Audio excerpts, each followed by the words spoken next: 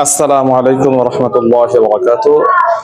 আজকে জাদুর প্রধান লক্ষণ নিয়ে কথা বলতে চাচ্ছি। জাদুগ্রস্ত হওয়ার শারীরিক যে আলামত, সবচেয়ে প্রধান আলামত হচ্ছে মাথা ভারী থাকা।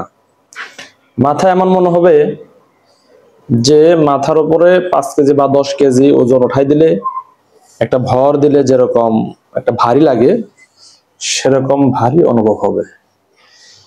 এই ভারী অনুভব হওয়া, এটা হচ্ছে জাদুগ্রস্ত হওয়ার প্রধান এবং অন্যতম একটি লক্ষণ। মানে সবার ক্ষেত্রেই সাধারণত মাথা ভারী থাকে,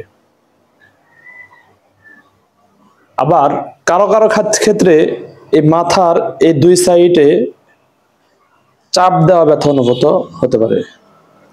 মনে হতে পারে যে চাপ দেওয়া একটা ব্যথা,